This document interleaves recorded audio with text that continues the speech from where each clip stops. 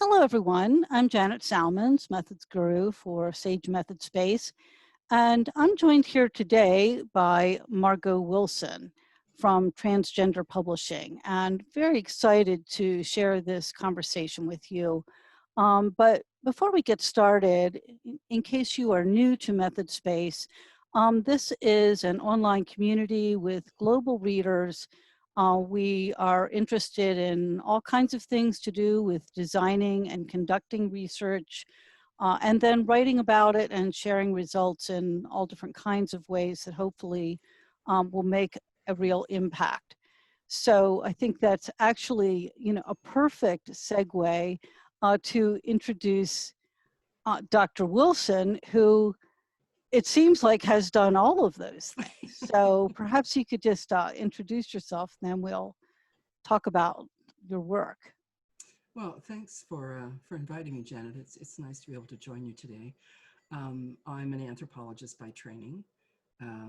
Worked for almost 30 years at the University of Victoria, teaching anthropology and doing administration, and retired in 2000 and I think 2018 is my official retirement date. But yeah, let's talk about methods.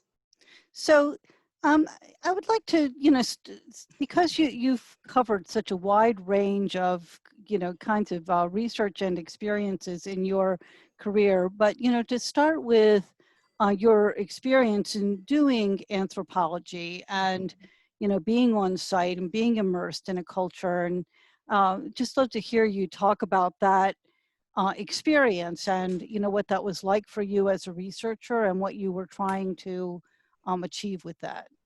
Yeah, I did my dissertation research in Bangladesh. I actually grew up and did my undergraduate and first master's degree at the University of Toronto, and then saw an opportunity to go to Southern Methodist University in Dallas, and arrived there not for some reason not expecting, but full-blown culture shock.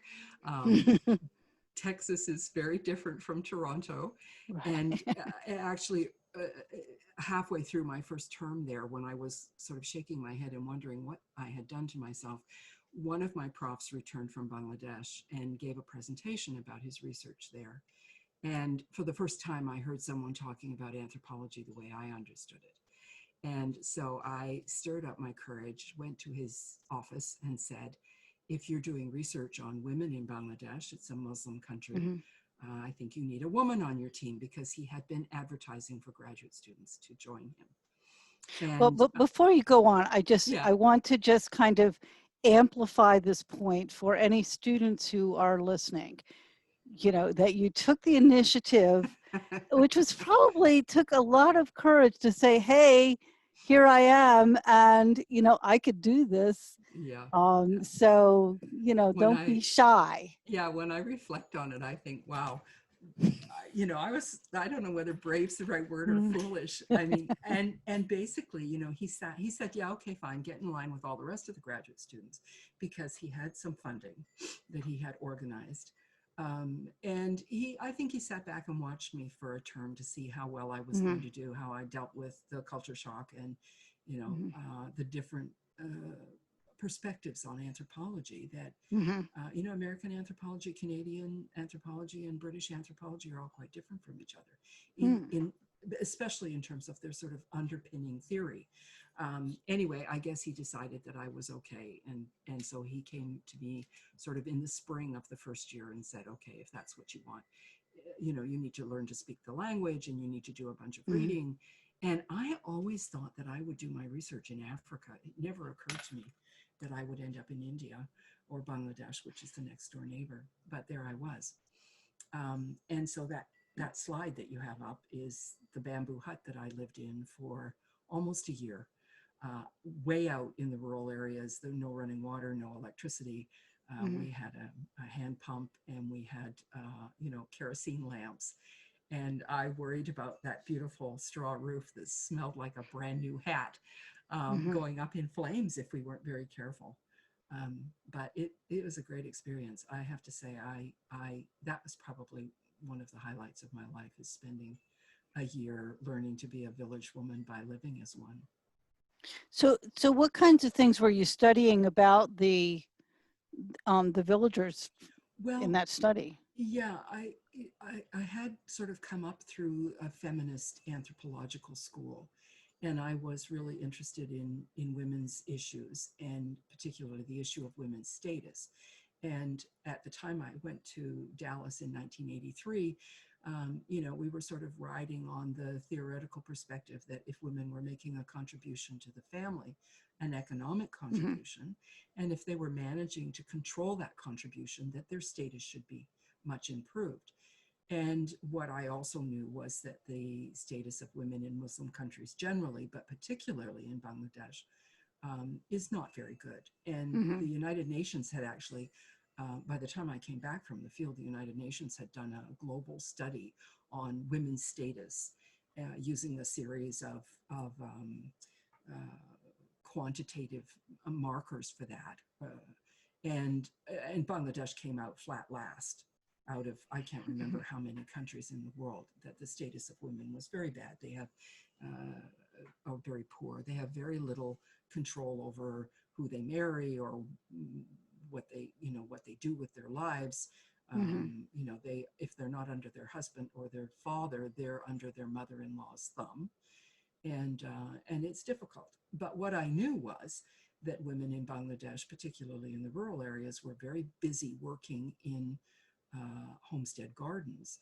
So they grow vegetables and um, herbs sort of in the corners of the household, if you will. So a normal household in Bangladesh would be a compound with a house, not unlike this, or maybe two. Directly opposite my house was a smaller house where all the cooking was done.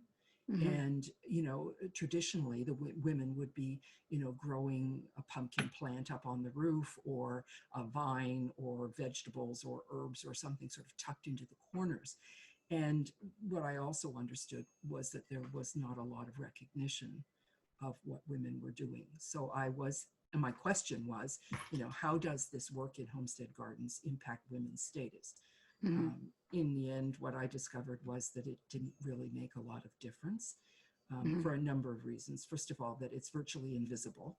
You walk into a household, mine, I didn't have anything growing around, but many other households you would walk in and yeah, there might be a pumpkin plant on the roof, but you might not really pay any attention to that because, Bangladesh is a very lush green place, and things grow very easily. And so you might say, oh yeah, there's a vine on the roof, but not think anything about it. Mm-hmm. Um, the other aspect of it was that, of course, women don't go to the market. They don't go out in public places. They largely live in seclusion. They live in purdah and are required to wear a burqa or at least a head covering.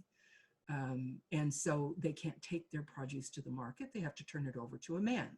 So whether it's their son or whether it's their brother or whether it's their husband, he would take that produce to the market, and it's sold on a piecemeal basis. So it doesn't ever accumulate. And so there's never really any recognition of the contribution women are making, not only financially to the family, but also in the cooking pot. So it was interesting to go out there and live as a village woman and try to understand the dynamic of that process. So you have some more slides here. Are there? Yes, this is my daughter and I sitting on the front porch. So you can see that the house is basically on a mud slab, and then bamboo walls and a rice straw roof. So when I first went out to the village, the people said, well, you have to meet with the elders in the village and get their permission first.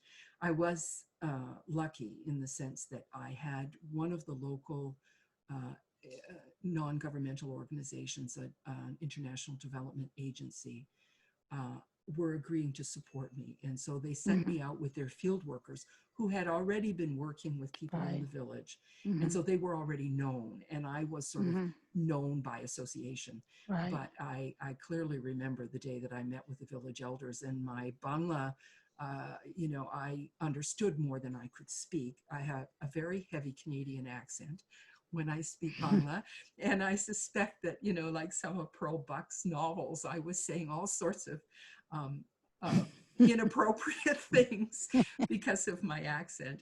And we met in a little tea stall, and the person who ended up being my landlord basically agreed, and they used the word sacrifice, the English word sacrifice. He would quote unquote sacrifice a piece of land for me for a year in exchange for me leaving the house and the pump and the latrine there when I left.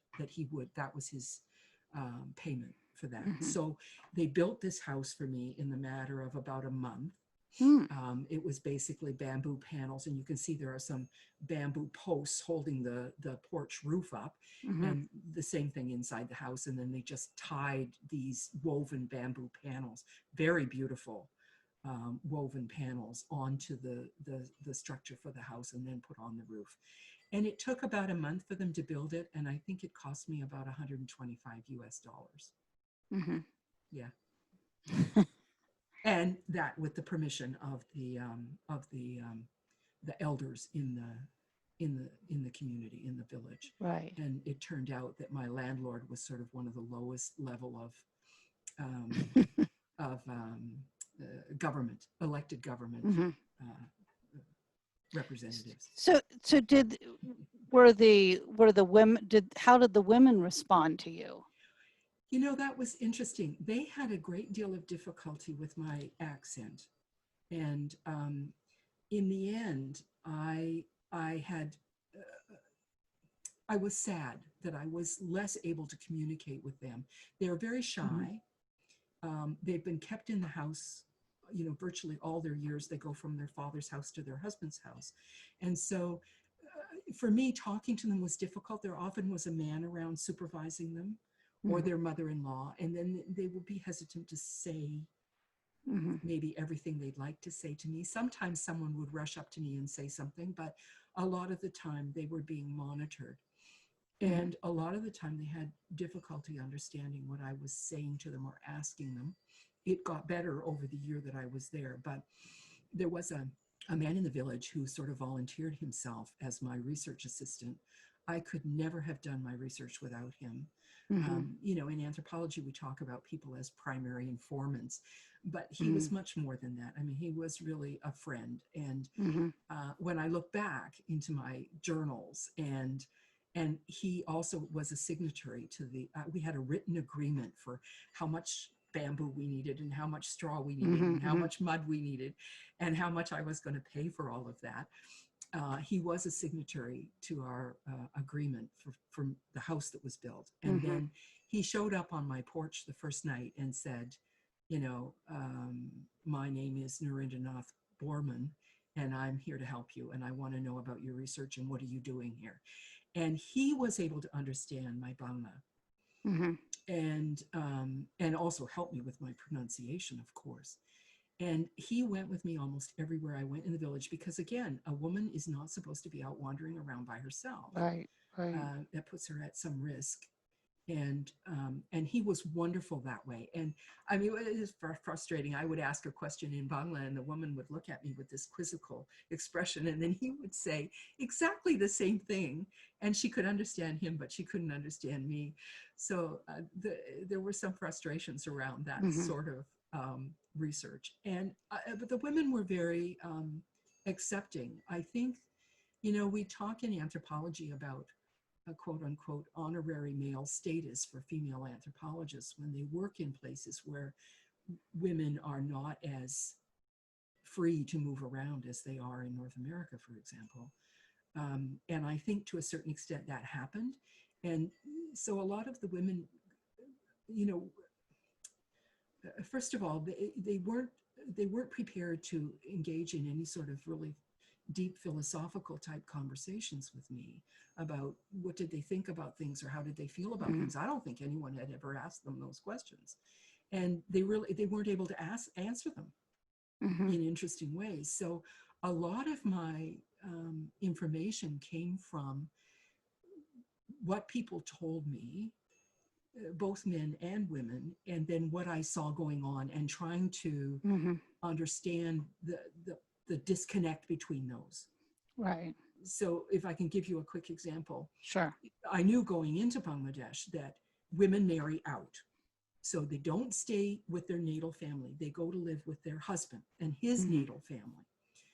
And one day we were walking through the village, and there was a great celebration going on. And I asked my friend, who I called Narendraji, my primary informant, however you would like to call him, what's going on there? And he said, oh, there's a wedding. So I said, well, who's getting married? Because I had already done a demographic census of the village. So I knew who everyone was and where they lived. And it turned out that there was a woman who lived in the village who was marrying one of the support workers that my landlord had. So he had a group of men who did things for him if he needed a goat butchered or whatever. So I got confused because I knew this guy lived in the village. So how is a woman who lives in the village marrying a guy who also lives in the village? Because women are supposed to marry out of their village. And there are very strict rules around all of that, especially in the rural areas. Well, then that sort of opened the door, and I began to understand that actually that the rule, isn't this a surprise, isn't always followed. And so it turned out that in fact this was a woman from the village who was marrying this fellow. Then I found out that in fact actually my landlord had married into the village, that his wife had been born in the village, and he was born in a village further away. But because she was an only child, her father adopted her husband as a son. And so he inherited all of her father's stuff because there were no brothers. She was an only child. So it was interesting to discover that what people say they do and what people actually do don't always coincide. And so it's like paying attention to those disconnects that sometimes open the door to learning interesting things about the way people actually live their lives. And I could give you lots of other examples, but that's probably the best. In terms of methods, thinking about, say, participant observation, you know, what you've just described to me, you know, shows, you know, there's certainly a tremendous value in interview research. And, you know, I write about interview research, but, you know, there are also limitations to interviews because there are some things that either, like you say, you know, the people just didn't even have really like the cultural frame of reference to be like, well, what are you talking about? Like it doesn't, you know, they're not in the kind of Western mindset that we have of, you know, thinking about all of your decisions and your this and that, you know, it just didn't fit, but you could see and observe being there over that period of time. And there were all of these layers of disconnect, that I was a foreigner, that I was white, that I was taller than most of the men in the village. And when I arrived, I didn't dress properly. I would wear a salwar kameez, which is, you know, a long shirt, the baggy pants that young schoolgirls wear in Bangladesh and women in Pakistan wear. But in Bangladesh, women wear saris. And so the women in the village kind of took me in hand at some level when they realized I was open to that. And they taught me, you know, you should do this with your hair. Like, I don't put oil on my hair like they do there. And so my cook had to sort of oil my hair so that it looked right. It wasn't curly and fuzzy, you know. And they insisted that, you know, really it would be much nicer if you would wear a sari because you're a grown woman with children. And you can see by that picture that my children were quite young then. The little one is the one who now lives in Tennessee with her husband, and the big one is mom to 3 of my grandkids. So this is quite an elderly picture, you can see. But you can, even in this picture, you can see that my hair is quite neat compared to, you know, it's not its normal status.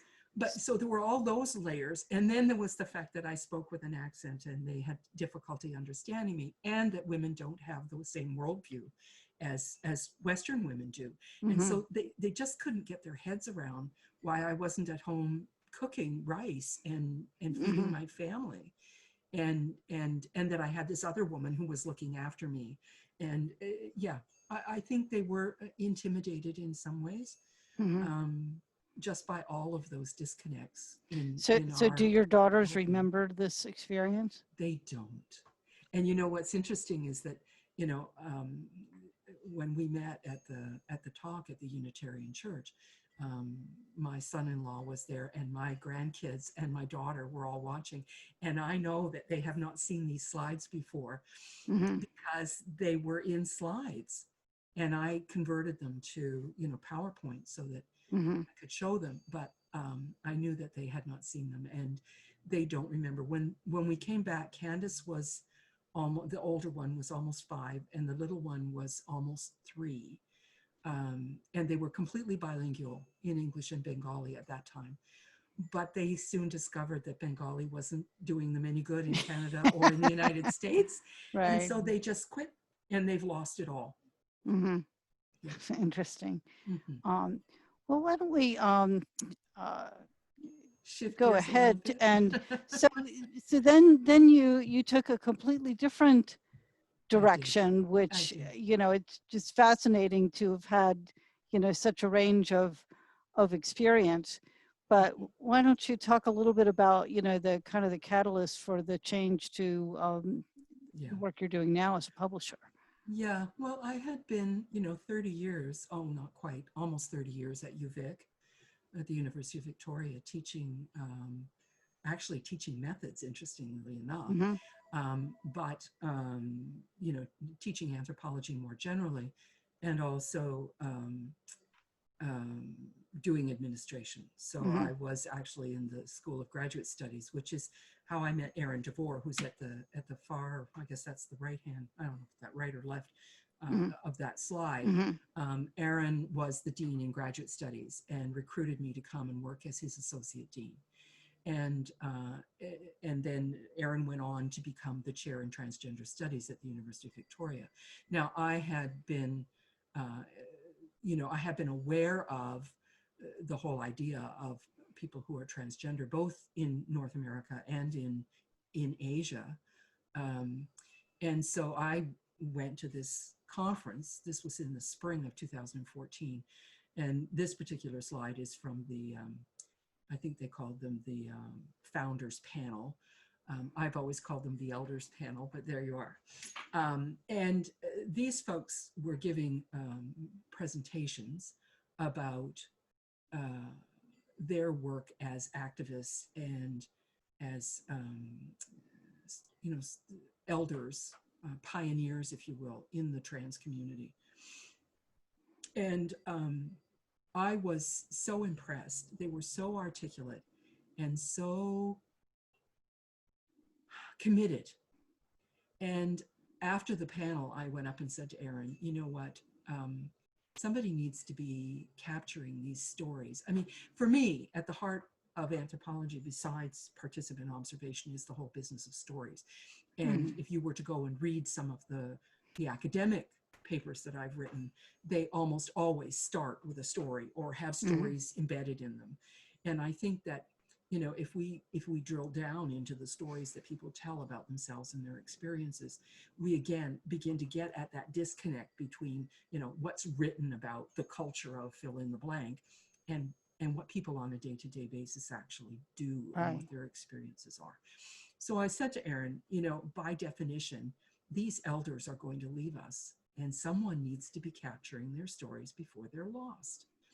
Because if you're doing in the world, you often don't have time to stop and write about Mm-hmm. what you're doing in the world. And I said to Erin, I have the interest and I have the background, and, stories are what I'm all about. But I was feeling a bit, I think, shy. And Erin is such a sensible person. He just said, go and talk to people. So I actually went up to, it's Jude Patton standing at the lectern, and Ariadne Kane and Stephanie Castle, and gave each of them my business card and said, I would love to collaborate with you on writing your life history if you're interested. and perhaps I could follow up with you in a week or so. And to my surprise, all three of them said yes right away, immediately on the spot. And then I went home that night and went, oh my gosh, what have I done? How am I going to get all this work done? And so that was really my entree.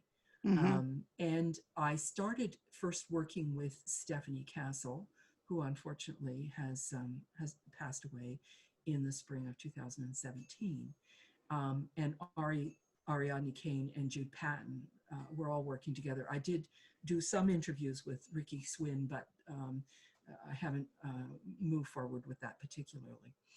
And in the process of doing interviews, and again, as we talk about methodology, I think I really carried my anthropological methodology forward with me, because I think that, you know, that immersion experience of, you know, living in a bamboo hut in rural Bangladesh, and living as a rural village woman, allowed me to understand that there's something that we learn. And I'm all about interviews too. I did lots of interviews when I was in the field. But there's something else that you get from that participant observation piece.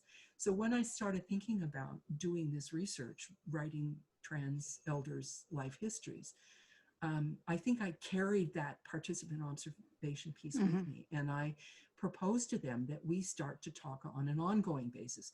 Not that I would phone them and do an hour's interview or 2 hours of interview or, you know, but rather we would talk every week. So it would give them an opportunity to revisit the stories that they told me. Right. And, you know, how many stories can you tell in an hour?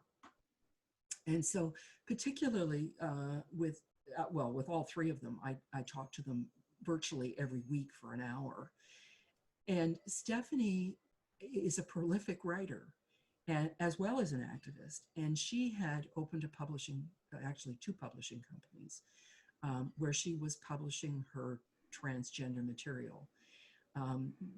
The one company was Stephanie Castle Publications, and she was bemoaning the fact that her children were not interested in her publishing, and that she was at that time in her 90s, still writing prolifically. And her concern was that this was just going to disappear when she died. And so she and I began talking about the possibility. I mean, first we talked about how are we going to get her book published? And then we started about the possibility of publishing her life story through her publishing company. And that led into a discussion about, you know, what was going to happen to her publishing company, and would she and I open a publishing company together. So in fact, that's what we did. And we opened what is Castle Carrington Publishing as an umbrella company. And I had a couple of books that I brought in under that I had published previously. And I also brought in Transgender Publishing, which I had just opened. And Stephanie brought Stephanie Castle Publications, and she had 3 nonfiction books that she had published but were out of print, and 9 novels that were in print. But Stephanie was a kind of old-fashioned publisher, and you know, you kind of had to send her, you could send her an email, but then you had to send her a check and she would mail you a book. And she had a website, but it wasn't interactive and you couldn't buy anything on it. So, you know, it was a kind of old style publishing company. And then after we'd made all these agreements and I'd gone ahead, unfortunately, Stephanie passed away. So I just pushed on with it. I had originally intended that Stephanie would sort of be my mentor and walk me through, you know, how do you do this? But after she passed away, I just thought, you know, here's an opportunity to really create a memoriam for Stephanie, who was extremely active in the Canadian trans community on the West Coast. And so I just went ahead with that. Now, Erin has consistently been there as a mentor around the trans piece, but the publishing piece, that was a pretty steep learning curve. And I just sort of jumped in with both feet. It's like figuring out how to get a business license. And I mean, I've been editing student papers for Right. 30 years, and for probably another 15 years before that, having my papers edited. And I am familiar with the publishing process in terms of from the academic perspective. And I originally saw this as a vehicle for getting Stephanie's novels out into the world and her non-fiction books by republishing them, putting them up on Amazon, getting them available in ebook formats, Mm-hmm. Getting an interactive web page going on so that people can email me and say, I want to buy the book, where can I get it? And of course, all of that was, again, a steep learning curve. Right. But it has come together. And then what curiously started happening, I was at another Moving Trans History Forward conference, met a young man from the Netherlands who had, and a slide for him is coming up in a little while, but this is Let's see if, Stephanie can I, and the, let's see, the maybe I girl in can the dream. fast I forward think and it find, might be, let's go a little further oh, this one? on. There we go. So yeah, this is Alex Backer, and Alex had published his life story in Dutch. And I said to him, have you considered publishing it in English? And he said, well, as a matter of fact, my sister lives in South Africa and she has done an English translation. And are you interested? And I said, absolutely. So I actually started working with them in very interesting ways, in the sense that translating a sort of Dutch idiom into English takes a certain finesse that not everybody has. Right. And so there were some interesting places in the manuscript where I had to go back to them and say, no, you know what, actually, we probably don't want to say this way. Would you consider this or this? And it was interesting because there are lovely, again, talking about methodologies, there are lovely translation programs online. They're not always very good either. And so we had this sort of four-way between the translation programs on the net and me and the sister, who speaks both English and Dutch. He speaks very good English, but not colloquially. And we had a really interesting production in terms of creating this book. And that came out, I think, March or April of 2019. Yes, I believe that's when that came out. Stephanie's book came out in the fall of 2018. But that was sort of the beginning of me thinking about publishing anything other than what I had written or what Stephanie had written. And it's just mushroomed since that. And I, with Facebook and LinkedIn and web pages, I'm now a lot more visible than I was in the beginning. And certainly Transgender Publishing and Stephanie Castle Publications are much more visible than they were when Stephanie was, doing it the old way. Right. One of the interesting things that happened is that Stephanie had opened another publishing company called Perceptions Press. She started publishing her early work there when, publishing transgender stories was pretty cutting edge. It was really kind of innovative. And she sold half of that company to another woman in Vancouver, who subsequently retired and turned it over to me. So when Stephanie passed away and her son signed all of that stuff over to me, I contacted this woman and said, I'm your new business partner. How would you like to do this? And she said, I'll get back to you. And then she never did. And I was busy with other things. And then just in March of this year, she contacted me and said, I'm retiring. Would you like to have, I'll turn everything over to you, which she did, bless her heart.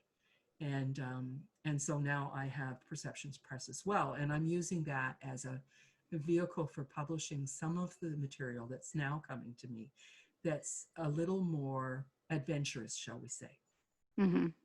So I actually have a book that went off my desk today, a brand new one. And so I'm just waiting on all the official checking that has to be done by the printer. And then that book should be out before the end of the week, like physically available on Amazon and so on. So that's really exciting. And just over this period of time, I guess we opened Transgender Publishing in 2017. Suddenly I'm overwhelmed with manuscripts that Hmm. people are sending to me. I mean, what I have known all along is that it's difficult, from my own experience, it's difficult to get published at all. It's particularly difficult if the topic that you're writing about is a little bit controversial, as Hmm. I think transgender issues continues to be. And the extra kink on that is if you are a transgender writer yourself. A lot of publishers are just not prepared to take on that challenge.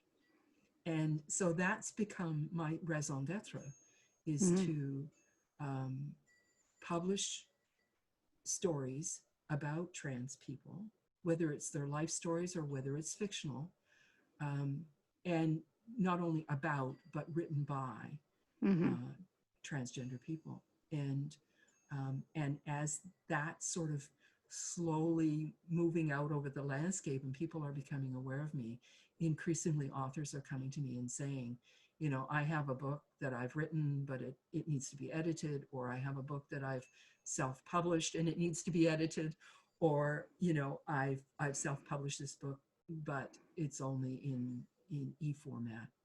So it's really expanded way beyond. In fact, I just put together an editorial advisory board. In the last couple of months, I've been approaching people and saying, would you be willing? Because I'm cisgender, I'm aware that I need to be cautious about some of the things that might be said or written. Hmm. I'm also aware of the optics of a cisgender woman publishing transgender materials. And again, this comes, I think, back to my training in anthropology, that being an outsider gives you, I think, a benefit. It gives you a different perspective on things. Hmm. It allows you perhaps to see things in a different way. I'm not going to say more clearly because I don't think that's true, Hmm. but at least you can um, bring a different perspective to what's going on. And my administration at the university has taught me that sometimes one person can be heard where another Hmm. person cannot. Hmm. And this was one of my experience with feminists, is that sometimes men, who unfortunately are mostly still in power, in positions of power, can just sort of stop listening. And Hmm. so I always said, we need all kinds of feminists. We need the Right. ones that, you know, come up with the really radical ideas. Um, and the ones like me who can sometimes get the message through. And Hmm. so I sort of see that as my, you know, this publishing as a service to the community that I've transferred from when I was doing Hmm. administration at the university. I think, one of those people that outsiders can hear. I recognize myself as a professional outsider. Hmm. I'm outside and inside of the trans community. And I proudly call myself an ally. I explain to people regularly that ally is not a label that you can don yourself. It Hmm. really should be conferred by somebody in the community. And that comes from, you know, trust and rapport and all of those good things that happen when you're um, open and visible and Hmm. supportive. And so, you know, again, my raison d'etre is to get these stories out in the world. So you're still doing some uh, research, or do you think that some of the, sorry, they decided to cut the grass outside my Oh, window. that's too bad. Um, Yeah, I think in that in your work with the authors and in as an editor, that I'm doing both. you're not only doing administrative kind of No, I'm work, not. you're also still engaged in the Yes. research part of it as Yeah. well. So I'm actively still talking to several people on a weekly basis whose life histories I will eventually be writing, one of whom is Jude Patton, one of whom is Joanna Clark. Um, um, I have not had a conversation with Ariadne Kane in a while, but I am working on her materials in the expectation that all of that is going to come together quite quickly, and that those volumes will come out. Now, I'm working on some other projects, so there's a great crossover there. So there's, you know, my editing hat and working with authors on their transcript, on their manuscripts. And then, for example, Jude Patton has, for many, many years, wanted to do a volume, an edited volume on trans aging and trans elders and end-of-life decision making. And he has trained as an end-of-life doula. And so I said, well, if you know, if that's what you want to do, why don't we do that? Let's do an edited volume on aging and eldership and so on. And so actually one of those volumes is probably going to be out, I hope, before the end of the summer or early September, called Life Trips.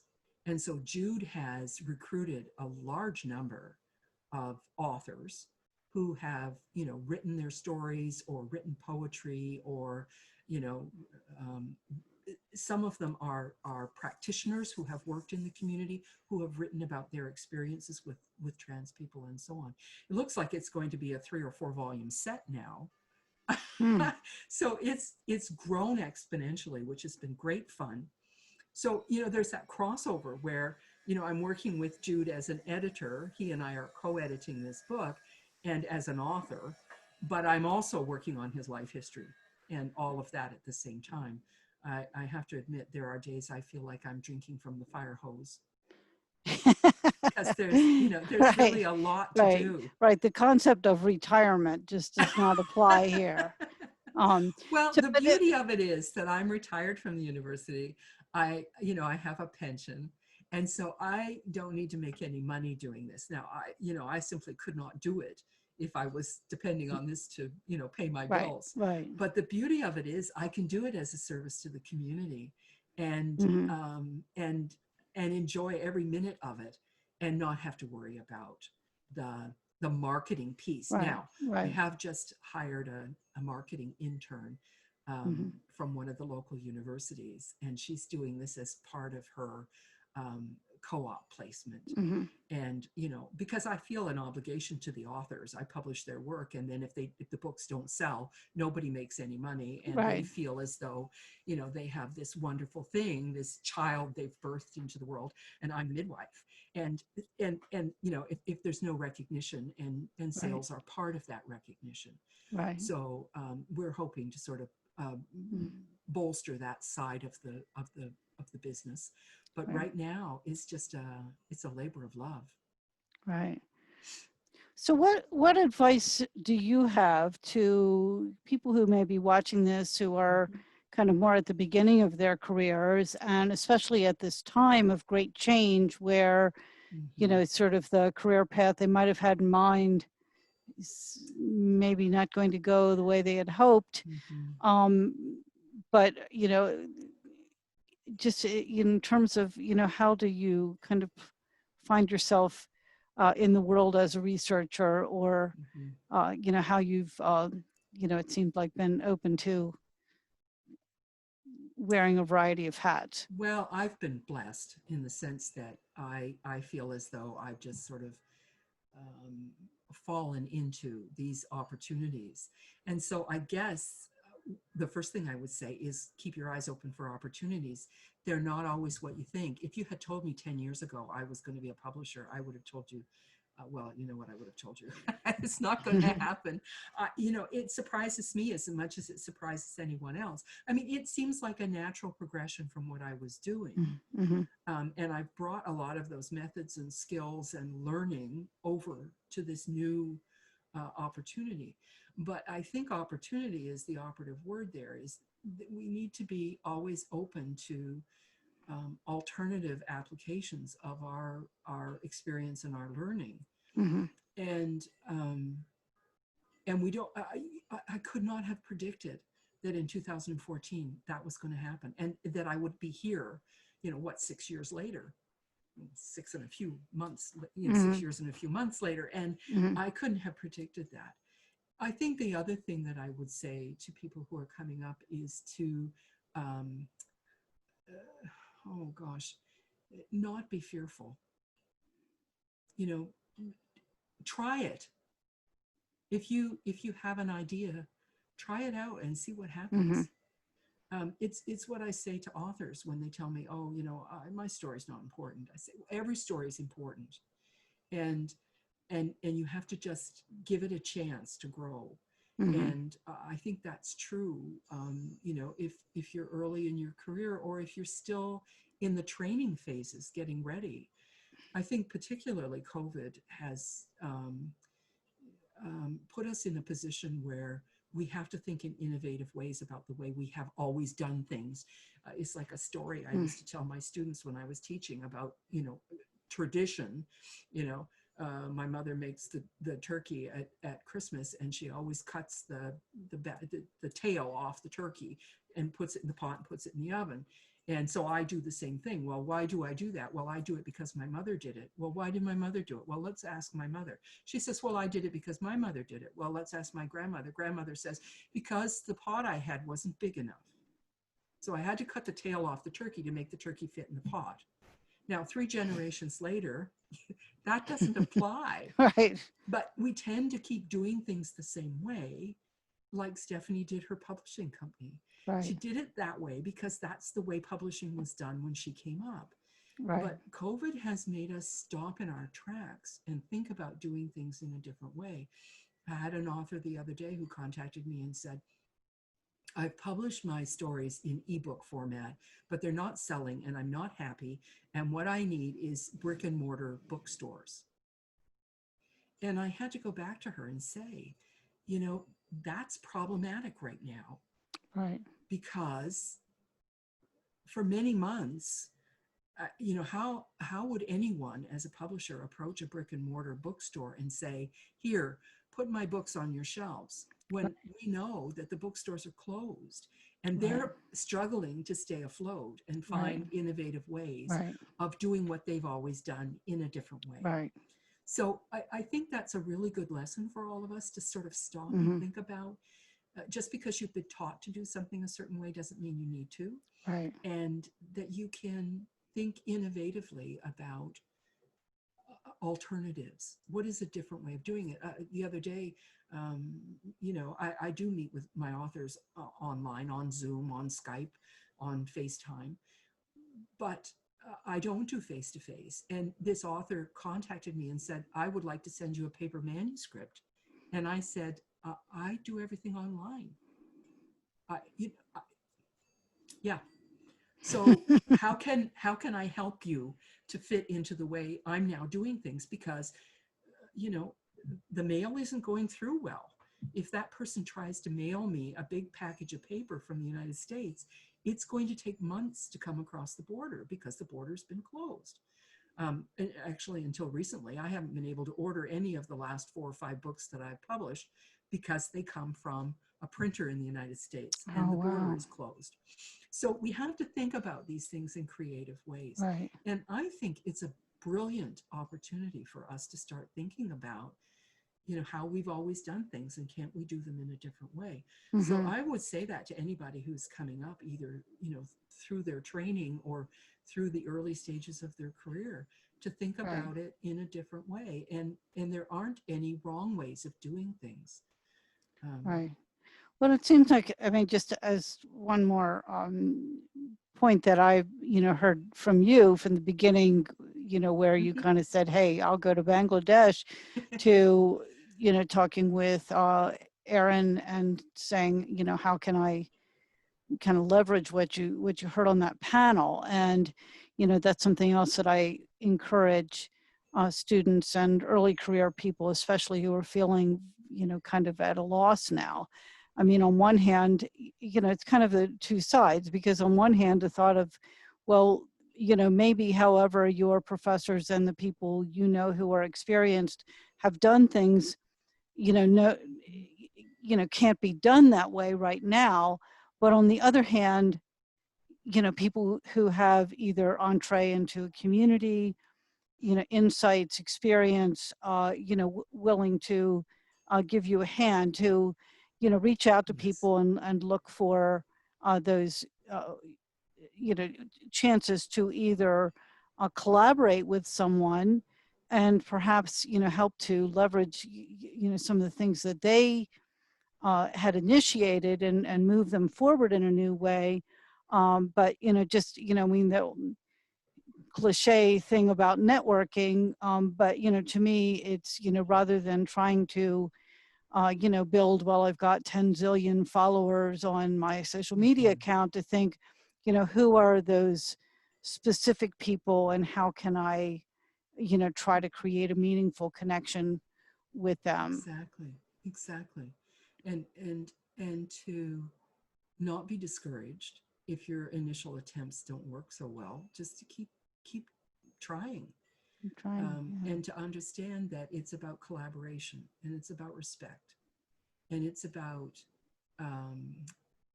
community, and not about, what am I going to get out of this, but and what do people care about? So as opposed to, me just saying, no, I'm going to publish what I'm writing, and that's what this is about. No, it's about, what's going on in the community, and what are people in the community thinking about and talking about? What do they want to read about? Mm-hmm. What do they want to know about? And I have a bunch of, what I would call, I guess, trial balloons of projects that are possible. And what I do now is I go to my advisors in the community and I say, do you think this is a good idea? And at some level, you've just put the glimmerings slide up. That's the same thing. This is a group of people in the community who I approached and said, is this a good idea? And would you like to write about it? It grows out of something that Stephanie said to me. She was talking about understanding from a very young age, probably 3 or 4 years old, that she was different. And she didn't have the word transgender at the time, but she says that's what it was. I thought I was a girl, even though everyone told me I wasn't. And she said, when these things come through to you in a glimmer, you don't always understand them when you're a child. But later you reflect on them and you realize that that's where it all started. And I just attached to that word glimmer and thought, that's a great title for a book. And are other people interested in hearing about or telling about their glimmerings, how they recognize their difference and how they came to find their authentic selves in the world, and to place themselves in a place that was comfortable and safe. And so as I started talking to people and they talked to each other, I slowly, this group of people grew up kind of organically. You can see that Jude Patton is there, and you can see that Ariadne Kane and Stephanie Castle are there. Now, Ari's paper and Stephanie's paper I wrote myself based on my interviews with them. And then they vetted, well, Stephanie unfortunately was gone by then, but Ariadne vetted what I had written and said, yes, this is fine. This is a reasonable representation of my experience. But all the other ones kind of grew up organically in the sense that they either contacted Jude, or they contacted me, or they contacted Aaron. I had put out some advertising, but these were people who said, yeah, I want to talk about my experience at that time. Right. So, I mean, it's, I think it's about, again, that immersion, that participant observation piece, that I've immersed myself in the community, and now I'm becoming increasingly known in the community because I'm just there quietly doing my job and trying to lift up these stories. Well, thank you so much for sharing your stories with MethodSpace readers. And when I post the recording, I will also post links to your publishing company and some of these examples and any other writings that you would like to share. So, so just thank you for taking the time. Well, there are new ones coming up every day, so yes. Keep it going, right? Yeah. Thanks, Janet.